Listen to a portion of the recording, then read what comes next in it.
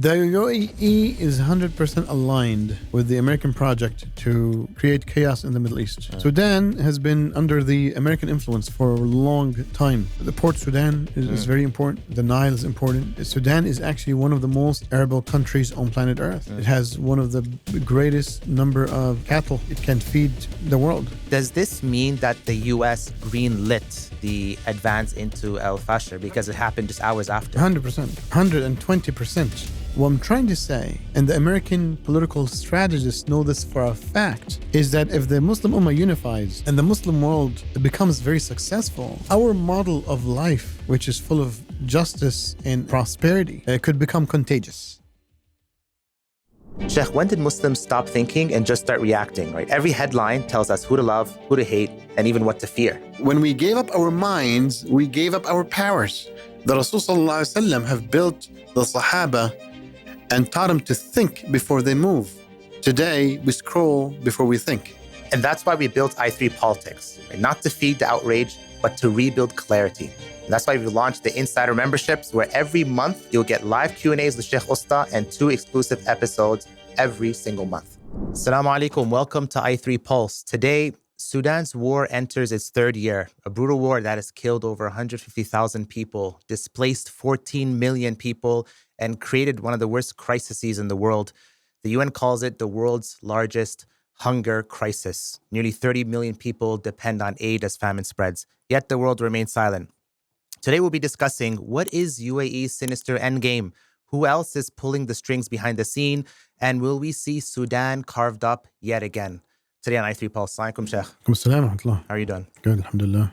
So, Sheikh, just to get started, we're seeing all these very graphic videos, right, after the fall of El Fasher to the RSF, right? Videos of the RSF walking in hospitals, shooting people, old men in the head, hanging people by their limbs from trees and laughing at them, and killing of women and children, many atrocities. So we just want to start, Sheikh, what is going on in Sudan? Can you take us back to, where's all this coming from in the past 2 years? Well, things started before 2 years, really. I mean, 2 years and a half is basically when this specific civil war started. But things started basically with the coup against al-Bashir by those 2 factions. So right now we have 2 factions in Sudan, irrespective of South Sudan. Yeah. So you have Abdel Fattah al-Burhan, who is really the military general, kind of the head of the state, really, of Sudan right now, at least on paper. And he's the head of the army. The SAF means basically the Sudanese armed forces. And the second faction is the Rapid Support Forces. It's the paramilitary special forces within the army, led by General Hamidti. So those 2 guys basically were together, actually. They were together, and they supported basically the overthrowing of al-Bashir in 2019. So al-Bashir was arrested and put in jail, and he's a war criminal, I guess, by the ICC. And what happened basically, the army basically took over, and then the army basically tried to create a transitional period with some transitional council, a military council, TMC, that was supposed to basically lead the democratic process, blah, blah, blah. And both of those factions were inside that council. And bit by bit, basically in 2021, they overthrew the whole TMC, and they, al-Burhan took over, and Hamidti was a deputy. So they did another kind of coup, basically, a coup against those who did the initial coup. But the idea was, again, to al-Burhan, at least from his perspective, that the Rapid Support Forces, the special forces group, was supposed to be integrated into the general army that he leads, and that will unify Sudan, really. And that did not happen. He demanded in 2021 basically maximum of 2 years for full integration. Hamidti basically refused that. Tension continued to escalate until April 15th, 2023, which is 2 years and a half ago. That's when basically the war basically started. And the one who started was actually the RSF specifically. They invaded government offices, including the presidential palace and so forth, many other basically ports and bases and national TV stations and so forth. And they started the killings, and they and then the war started. Basically, the war broke off. Yeah. Now, Sheikh, so there's two factions right now going head to head, and then some gaining, some losing. Now, in terms of like the map, right? Because a lot of people don't even know like Sudan, South Sudan. People don't even know South Sudan. Became another country in 2011, and got separated.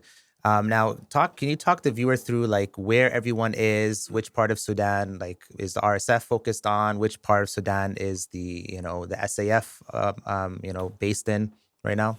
Well, before we even spoke about it, because we need, again, we should never, as politically aware people, speak about local situations in a third world country, irrespective of regional and global powers. We should never do that because that's just, the reality is it's not like that. Yeah. There's no country in the world today that doesn't have any global influence. I mean, it's like, if a country is so weak, somebody's going to come and take advantage of it, right? That's just how it works, really. So Sudan has been under the American influence for a long time. Actually, the coming of al-Bashir, if I'm not mistaken, in 1989, through a coup. Yeah, it was 50 plus coups attempts in Sudanese history. Yeah. Yeah, he was supported by America. Yeah.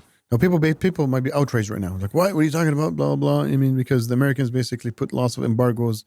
Again, the same old story of faking it in front of the people and supporting your guys, right? Like when you are the colonialist in the world, when you are the enemy to one's people, nobody can from that society to rise up and say, yeah, these guys are behind me.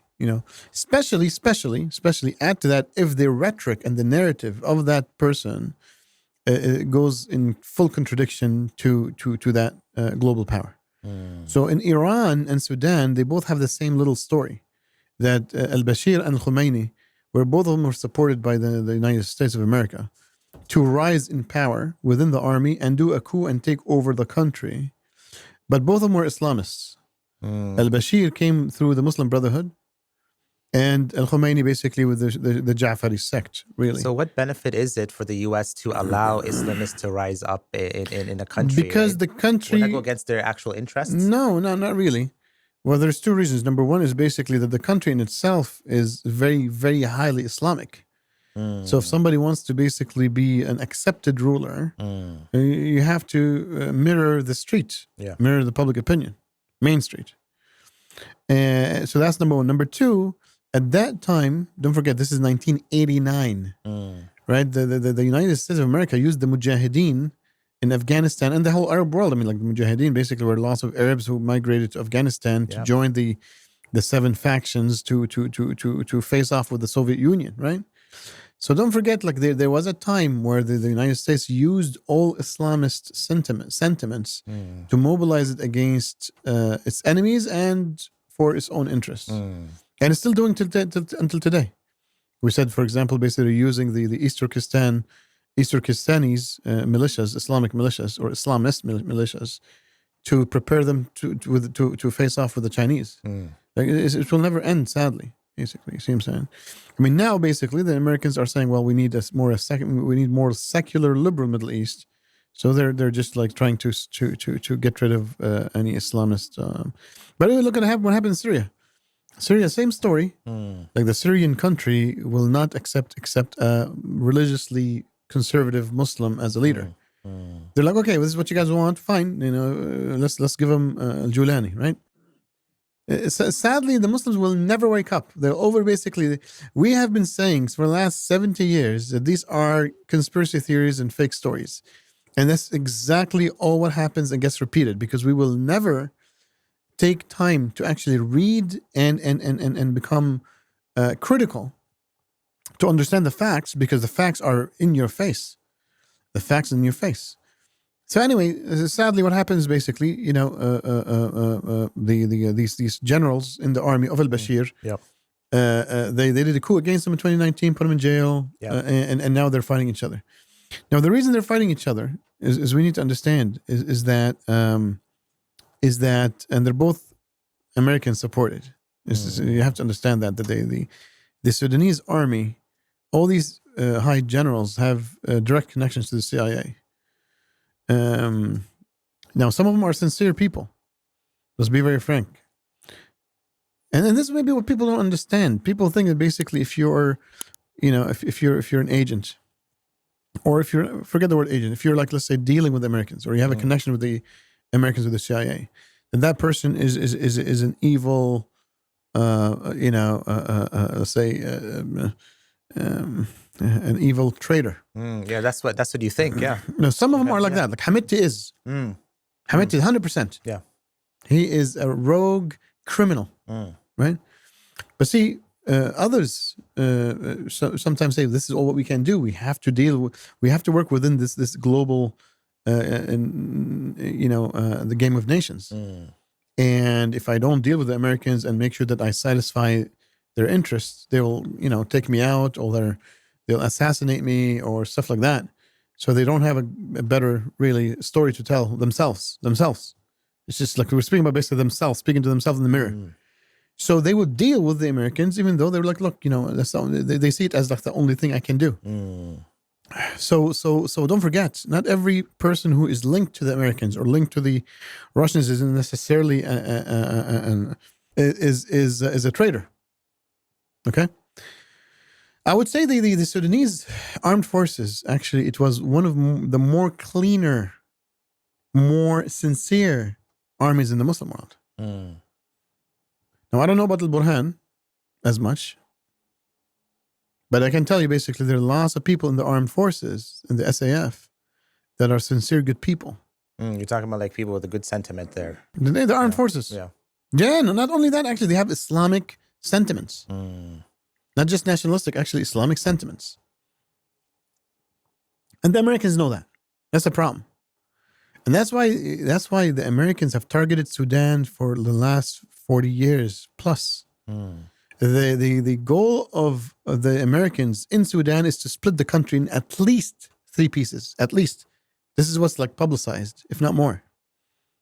So South Sudan was split, again, through a civil war that was, again, the South Sudan was funded by the Americans against their own person. And we're saying it right now, Hamidti and Al-Burhan, both of them are American. So Garang, who was the guy who basically led the splitting of Sudan. Yes. And the splitting of Sudan started in 2005. 2005, that's when basically things kind of were, 2005 was things were ended. Yeah. That we're going to split Sudan. By 2011 is when basically the vote happened, and the partition became official within even the United Nations. So South Sudan, sadly, is gone.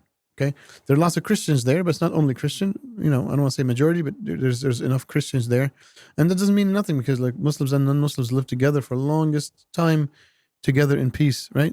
But anyway, so South Sudan was split. The second piece is Darfur, and that's where basically lots of the stuff is happening right now. Which on the map is the western. Western Sudan, western portion of Sudan. So that's all what's happening. What's happening, sadly, right now is the Americans keep funding people who are against each other on the ground, because Al-Burhan wants power and Hamidti wants power.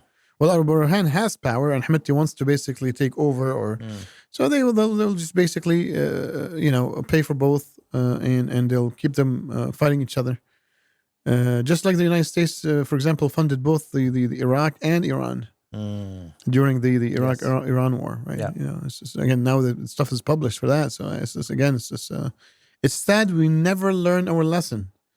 And all what you get, basically, people screaming and cussing, and you have to chill and learn politics, because our lands keep getting, butchered. And it's sad, subhanAllah. Sheikh, another player in this scenario, right, that a lot of people are speaking about right now is the UAE, right? The UAE is saying we're not involved, but we're seeing lots of satellite evidences of them sending weapons through Chad, through Uganda, different places, to go straight to the RSF. Yeah. And lots of brutality that's going on there. Now, my question is, what is the UAE's benefit to get involved, right? I've seen people talk about gold, gaining agriculture, all this stuff. What is the end game for the UAE? The UAE is 100% aligned with the American project to create chaos in the Middle East. Like, we go back to Condoleezza Rice, a constructive chaos that leads to the rebirth of the Middle East and the redrawing of the Middle East. She said it a long time ago, and it's still going. Constructive chaos, that's what it's called, basically. Now, the UAE as a country wants to preserve its economic, status, and the Americans can ruin that in a minute. Like the Americans can ruin that in a minute. They can say, well, the UAE is funding terrorism, and they cut them off just like they cut off Russia from the SWIFT system. Yeah. And that's it. Like the UAE will fall within a day. It's a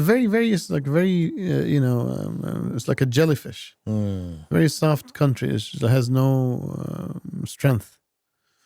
And so the UAE has doesn't matter if they're going to get anything out of it. Probably they're not going to. They're just playing a role to from their perspective take care of their country. Like from their perspective, look, we want to just do business and just be happy and don't want to get involved in anything. And for us to do that, we have to pay the price for the Americans to do so. And the Americans want us sometimes to fund certain projects of theirs, so we do. The Americans told the UAE fund Hamidti and the RSF, and they do. That's really it. That's the full answer. There's no foreign policy for the UAE. The foreign policy of the UAE gets drawn in Washington D.C. Period. Done. UAE, there's a lot of rhetoric that is against, let's say, post-Arab Spring. Very, very anti-Islamist. Very okay, we need to make this more secular, the Muslim world. This is dangerous. Anything political or Islamic together becomes a problem, right? So what is the UAE any different than any of these other countries? And, why is that? Yeah, so look, at the end of the day, again, I'm not sure exactly how to explain that, but the UAE seemed to have a bad experience with the Muslim Brotherhood. And the Muslim Brotherhood, their strategy is to infiltrate these regimes and to cause, change from within the system. So it seems to have backfired, and then maybe the whole Emirati regime became very anti-Islamist, basically. Again, partly it's basically to secure their interest, and that's really it, basically. And that's why basically, what I believe should be the way is nobody should threaten any regime. Regime change should happen through conviction of the elite of that country. And why? Because that secures a peaceful change. It's just a change of policy. You see what I'm saying? Regime change should not happen by force. It should be by conviction, by the idea. You see what I'm saying? And when the regime sees you as the Muslim Brotherhood as a threat to their existence, they're going to continue they're going to take you as an enemy. And that's why my advice to some of these Muslim, political movements, political Islamic movements in the Muslim world, stop trying to force change. Create a communication line and discuss. And if people want you to shut up, then shut up. You see what I'm saying? And I'm taking this from the seerah of the Rasul sallallahu alaihi wasallam. Mus'ab bin Umair went to the leaders of Yathrib and told them, look, if you guys don't want me to say anything, if you want me to leave, I'll leave. We don't want trouble. So that's when basically the regime will feel safe that these guys are not trying to, oust me or create regime change by force or whatever it is.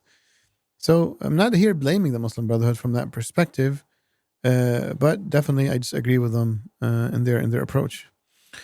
One thing was an interesting article, Sheikh, in 2020 and the New York Times, right? It was going into Mohammed Bin Zayed's policy, how he approaches the Middle East and his thinking. And one thing is how they speak about all the Islamist groups, right? They don't really differentiate. And one thing he mentioned was the report was mentioning that he insists they have the same goal, which is some version of a caliphate with a Quran in place of constitution. And his perspective is that the Middle East's only choice is more of a repressive order, kind of like what they're doing, or a complete catastrophe. So there is kind of, it seems like there's maybe, Sheikh, a vision of anything Islamic will be catastrophic, and then the only way to preserve and we saw in Egypt, right? Arab Spring, people, when they had the choice, they chose, Muslim Brotherhood, a more Islamist group. So is it that now the self-interest is to preserve their own kind of regime and how they are, and in order to do that, you don't want to allow for, let's say, these kind of, choosing of these more Islamist groups across different countries? That's wrong. It's not correct. Everybody just does it differently. I'm telling you, Saudi Arabia has been jailing scholars for the last 70 years. Like forget 50 years at least. It's just maybe it started in the 90s in the Iraq War. That's when really things started. For 35 years now.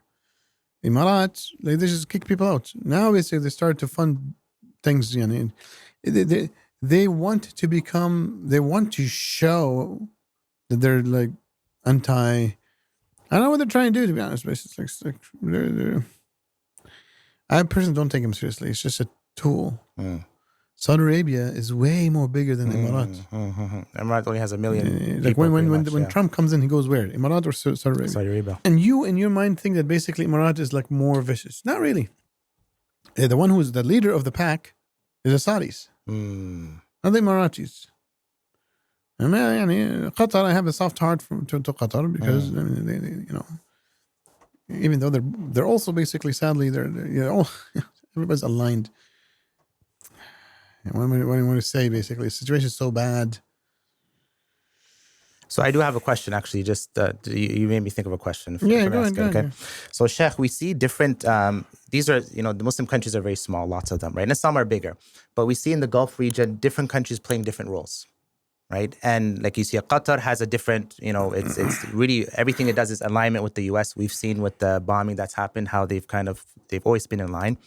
Saudi Arabia has its own policy or always used in a different way. Qatar one way, UAE in another way. I guess the question is, why are these countries being positioned in different ways, right? Qatar and UAE seem almost polar opposites in lots of things. Yeah, so Qatar was given the role of being close to the Islamists. It's good cup, bad cup. So Qatar is supposed to be the good cup. So they would host like Hamas, they would host people that, the Muslim Brotherhood are there, even the Taliban on the request of the United States, basically they were hosted by the Qatar and so forth. And you have the bad cup. The bad cup is the Emirates, right? And Saudi Arabia is supposed to be more like that neutral, religious, mother of all, regime. Used to be at least internally was pro-Salafi. Salafism and Saudi Arabia are tied together since 1744. That's how the regime started in the first place. But now basically they're like, okay, we need to stop this whole Salafism stuff and just become more a liberalized country and modernize and so forth. So the Emirates was given that bad cup role, basically. The United States wants to eliminate anything that is Islamically political in the Middle East. Okay, but because that's what would unify the Ummah. You didn't understand. Like, when we speak about political Islam, what is political Islam? It's a very just, loving, kind system to humanity. People make it seem as if it's like cruel. It's not really cruel at all. Basically, if anybody studies what it is, it's just like it's fairness. It's removing poverty, spreading education. It's just lots of beauty there. So what is the issue? The issue is basically it's the game of nations. Okay. If I was America, I'd do the same thing. I'm like, look, I'm not going to allow anybody to become a challenger. Okay, now the Americans messed up and basically like helped China to become a challenger. This is like the funniest thing in the world, but put that aside. But they were very adamant that the Muslim world should never converge and unify. And that's why the Americans also are very worried about Europe. They don't want Europe to unify. See what I'm saying? But that's for a different episode, I guess. So the Americans don't want the Europeans to unify. And they don't want the Muslim world to unify. And they're okay with China being strong. They're okay with Russia being strong, non-communist Russia, because they don't have an ideology. You see what I'm saying? But definitely they messed up real bad and they focused too much on the Muslim world, and now they're paying a big price with China. Yeah. I mean, the Muslim world could have been a good friend of theirs if they built some good relationships, but sadly they didn't. And the Chinese, they thought the Chinese could be good friends, and now they're getting it from the Chinese. So the goal of the Americans and the Europeans is for the Middle East to not become unified, because a unified Middle East is a superpower. It's a power that could basically become not just economically strong and demographically strong and politically strong, but more importantly, ideologically strong. It can create a vision. Like basically the most popular thing in the world for humanity is the American dream.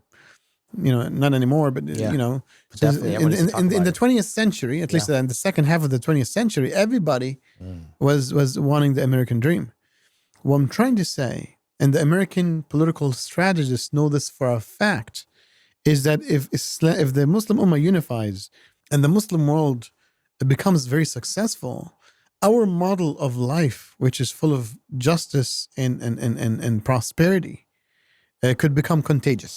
And if it does become contagious, all the Europeans wants to be Muslim, and all the North Americans would want to be Muslim, and then the capitalists, that top 1%, would lose grounds, would lose power, because Islam is so beautiful and attractive. All of Europe and North America would want to basically be a Muslim, not necessarily on an individual faith perspective, even though many would. But but probably might not be the majority. But the majority, the super majority, would want to say, we want to live like that. You want those policies, people will start immigrating to Muslim world. Like, yo, I want to live there. I mean, Americans are immigrating to China today because there's cleaner cities, safer cities, more job opportunity, cheaper products, better quality of life, right? And definitely the Chinese will make sure that basically if there's an American there, they're untouchable, right? Because they want the propaganda to continue. I'm not saying basically China, there's no such thing in China. There is. China is very affluent right now. It's very prosperous. So they're happy to basically really keep that model as much as they can. But I'm telling you, the Middle East, if it is unified, if the Muslim world is unified, you're going to have way more economic prosperity than China and the United States put together. You're going to have peace. You're going to have no crime. You're not going to have poverty. You're not going to have illiteracy. You're not going to have drugs. You're not going to have crime. You're not going to have prostitution. You're not going to have pornography. You're not going to have. It's living in bliss. You see what I'm saying? And in Islam specifically, maybe for our viewers, some of them are non-Muslim. In Islam, the Prophet Muhammad sallallahu alaihi wasallam himself said that if anybody harms a non-Muslim, it's like he harmed me. Speaking about himself. Meaning, basically, a Muslim, if he wants to smack a Muslim, it's still breaking the law. But if you smack a non-Muslim, that's not just breaking the law, that's harming the Prophet Muhammad himself. Like, why would the Prophet Muhammad sallallahu alaihi wasallam say such a statement to protect the minorities and to protect basically the non-Muslims under Muslim rule and under Muslim governance? Because we are a system of justice, we're a system of peace, we're a system of beauty, we're a system of prosperity. We're a system of technological advancements and the love of science and reason. That's where Europe basically learned from. What is the Renaissance? The Renaissance, in one sentence, is learning from Muslims how to think about life and how to reason between faith and logic. That's the shortest way to describe the Renaissance. The Europeans imitating the Muslim world. You see what I'm saying? So we need to basically get the non-Muslims to realize that, Islam is in their favor. That Islam is not there to create chaos or to create constructive chaos. Islam is there to create real peace and justice in the world. The only objective of Islam is peace and justice. That's it. Jazakumullah khairan, Sheikh. You mentioned about the constructive chaos, right? And how our beliefs is actually the opposite. We want justice and peace. And something that's not being spoken about, to transition to international players, which I found surprising, is that just hours before the RSF's assault on Fasher, the U.S. had some ceasefire talks in Washington.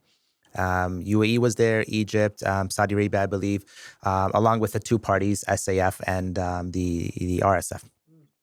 Now, what was interesting is actually broke down because, according to diplomatic sources, the U.S. envoy Masad Bolos to Sudan, he pressed Burhan and he said, I need a few things from you, Burhan. Number one, curb Islamist influence. Cut ties with Iran, join the Abraham Accords, and counter Russia and Chinese economic interests. Burhan pushed back and said, okay, end the UAE interference, and I want the RSF to be dismantled.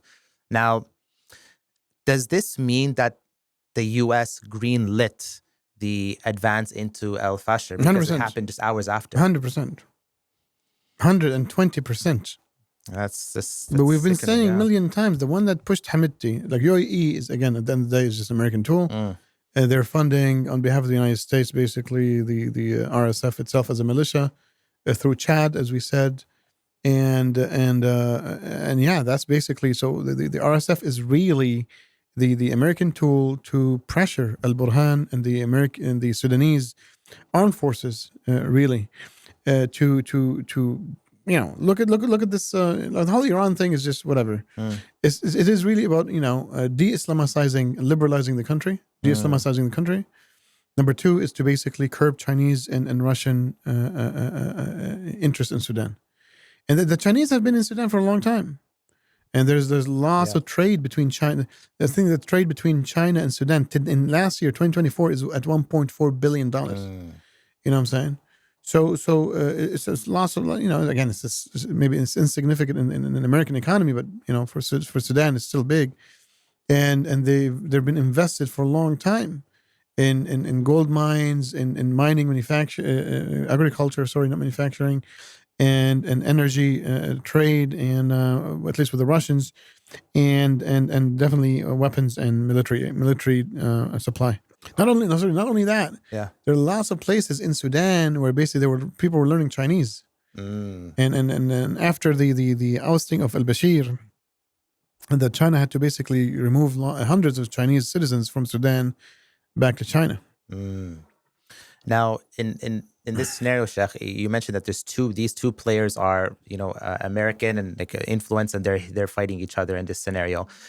It seems like based on the demands, is it fair to say that the Burhan seems to be trying to look at his options? The fact that they're telling him, look, you got to curb the Russian influence and economic interest, the Chinese as well, de-Islamize, Islamize, is he, like, where is he positioning himself?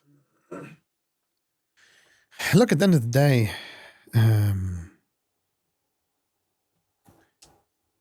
the Chinese, they want actually a base and the Russians too. Yeah, the Russians, they got a deal in 2025. They got a deal, exactly. Yeah.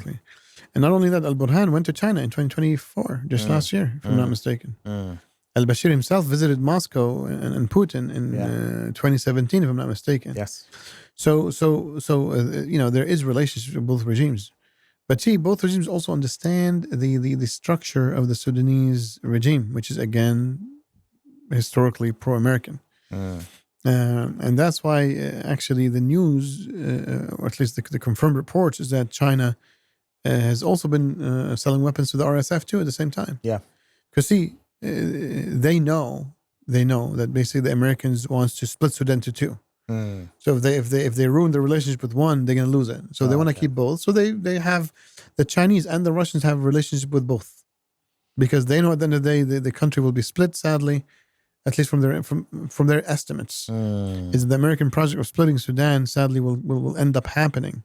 That would basically be in the intelligence reports that the Chinese and the Russians would be giving up to their leadership. And that's why basically the orders from up above is to keep a relationship with both. A little bit more with Al-Burhan, because he is really the representative of the Sudanese government today on a world stage, and then Hamidti, because they know Darfur might go to Hamidti, and Darfur is super rich with gold mines and so forth. So the Chinese and the Russians are not taking sides, even though officially, at least pre-Civil War and pre-Bashir's ousting, they were building a strong relationship, especially the Chinese and then also the Russians, with the Sudanese, with Sudan. Yeah, and you also have the Wagner, who are with the gold and the RSF as well. So as you mentioned, right, balancing everything, so they keep. So Wagner have a relationship with the RSF, and the Russian state have a relationship with the SAF, which is the official government. Basically. Now, Sheikh, there's so many players that are involved in Sudan. Now, probably the viewer is thinking, right, asking the question, why is literally every big player's hands in Sudan? Is there a strategic benefit to them? Is it a location? Yes. What is it? It's also very strategic. I mean, it's just Sudan. The Port Sudan is very important. The Nile is important. Sudan is actually one of the most arable countries on planet Earth. It has one of the greatest number of cattle. It can feed the world. Sudan can feed the world, actually. It's just, So from an agricultural perspective, from cattle perspective, it has the biggest numbers, big, huge numbers. In addition to the mines and the gold and the ports. So it's from a geostrategic perspective, the ports, definitely. Now, Sheikh, we can't talk about Sudan without talking about its neighbor, Egypt. Yeah. Right. What's Egypt's stance on Sudan, right? Because we know Ethiopia is building the dams to really choke Egypt in the future. And I would assume that Egypt would want Sudan to be together to be able to push back. Are they taking sides?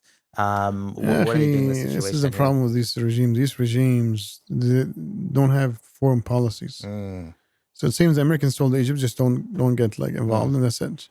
It's not as if basically people really have foreign policies and they're going to protect themselves and make alliances. You cannot do that as a small player.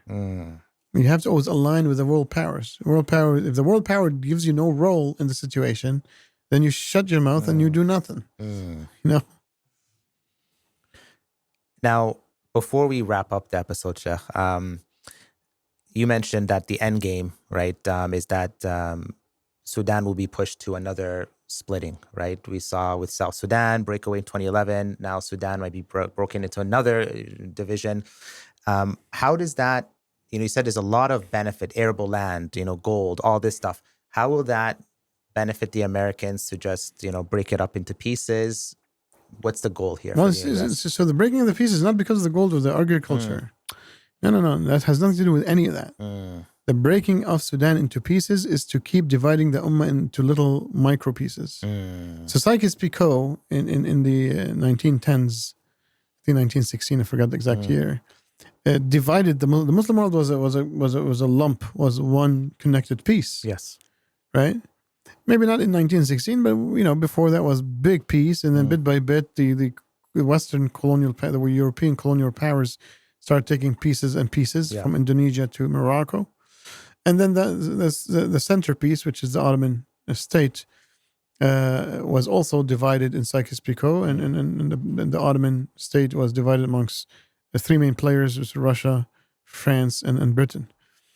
So that division is not enough for the Americans and the Europeans today. So their goal is to divide Syria into 4 pieces, Iraq into 3-4 pieces, Sudan into 3-4-5 pieces. That's how it works. Pakistan into 3-4 pieces. This is just how it works, really. So the world, the strategic objectives of the United States is to cut off these countries to not even allow even a possibility of unification. Like right now, we have 57 Muslim countries. Like, how are you going to unify with that? Right? It's almost an impossible job. Imagine this 57 becomes 150. Oof. Wow. That's very simple. That's the American and European strategy for the Muslim world is to keep dividing the divided. Okay, what is it called? Keep dividing the already divided. That's all. Muslims, let them be happy because they have no political endeavor, no political ambition. They don't want to listen to their Lord who ordered them to unify. They don't want to gain political awareness. So they want to keep being emotional and being taken advantage of through media and through political rhetoric. And so we're gonna keep from worse to worse. So, final question, Sheikh. How can Muslims, now that we know this is the plan, right? How can Muslims work to prevent this in the future? What role can Muslims in the West? What role can we play? Lobbying. Some people speaking about boycotting specific Muslim countries that are not doing the right thing. But what can practically be done? There's only one thing that should be done. There's no second to that. Is to create awareness and create a dawah and a movement within the Ummah for unification. And these ideas should basically permeate the whole Ummah, the whole 2 billion, especially the ruling classes in all these 57 Muslim countries. Once few of these countries decide to unify together, to create a bloc that can withstand the challenges of the game of nations, that's how we can unify. But you have to believe that it can happen. Like you have to believe in our ruling elites That sure, some of them are bad individuals, but those bad individuals can become pious, can become righteous. That's the only hope we have. Some people say, no, they're too bad. They're not going to. Why? Every day, basically, non-Muslims, people who club, drink, and just do drugs, convert to Islam in the hundreds in the West. Why can't we believe in the goodness of our own people? Sure, they're bad today. They're clubbing today. They're drinking today. They're dancing and clubbing today. But can they be a better person tomorrow? That's the only thing we can do is da'wah for the unification of the Ummah due to the obligation of Allah upon His servants. And that's really it. We keep calling for that until basically the people who have the keys to make the change make it in a peaceful and stable manner. Jazakumullah khairan, Sheikh. It's always a pleasure to discuss these realities and these occurrences in the world. And guys, make sure you like, you comment, you share, subscribe. We're going to keep putting out quality episodes every single time. And we're going to talk about the things that maybe people are not looking at, who's really behind the situation and what can be done, and leaving you with that empowering message. So we'll see you all in the next episode of I3 Pulse. Assalamu alaikum wa rahmatullahi wa barakatuh.